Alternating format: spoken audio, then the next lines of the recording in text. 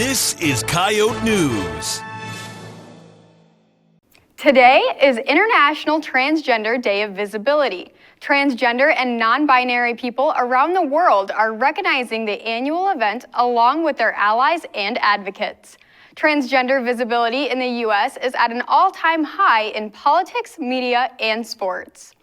Monday, the South Dakota House voted to override Governor Kristi Noem's veto of House Bill 1217. Less than an hour later, the governor announced the signing of 2 executive orders meant to, in her words, protect fairness in K-12 and college athletics. Coyote News' Rachel Pekos is live in the muck for more about what the executive orders might mean for South Dakota. Rachel? Thanks, Delaney. On Monday, Governor Kristi Noem killed a bill she proposed that would ban transgender females from participating in female athletics. I'm here with political science professor Michael Card. So, Michael, Governor Noem signed 2 new executive orders in place, one for K-12 students and one for collegiate athletes. Do you foresee either of these orders being legally challenged by any organizations? Well, I do see them being challenged. Executive orders are usually dependent upon an existing law, and they put the law into effect or direct the bureaucracy to put the law into effect. With the one dealing with the Board of Regents, the governor has very little authority over the Board of Regents other than to recommend a budget to the legislature. But her executive order says the Board of Regents should institute policies. With respect to K-12 education, the governor asserted that she was going to direct the State Department of Education to develop rules regarding how each school district would handle this particular issue. One of the challenges is that state law currently provides for each school district to delegate their responsibility for running interscholastic events to an organization. In South Dakota, almost all belong to the South Dakota High School Activities Association.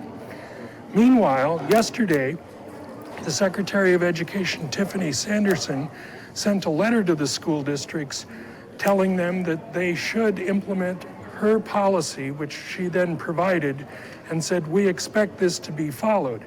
So it's not clear whether those executive orders have any legal standing, but there may be areas of the law that I'm unaware of because executive order legislation is spread throughout the state's statutes. But it's not clear whether those will be enforceable, and without a doubt, I expect a lawsuit from the American Civil Liberties Union protecting the civil rights of transgender women. Right. And what do you think these orders what kind of effects they will have on trans people? Well, I'm not versed in the mindset of transgender people, but I expect that most will be disappointed because it's whether the proponents of the legislation say this really doesn't deal with transgender individuals. It clearly does. Whereas there is a process that the South Dakota High School Activities Association has put forward dealing with participation in sports. Only one person has made it through their process, which determines psychological as well as physical ability to compete and whether there produces an unfair advantage. So there really isn't a crisis. There isn't a pressing need for this, and it still would seem to be that the individuals involved would feel that they're being persecuted, perhaps. Definitely. Thank you so much for speaking with us today, Michael. Well, thank you for having me. Live in the muck with Coyote News, I'm Rachel Pekos.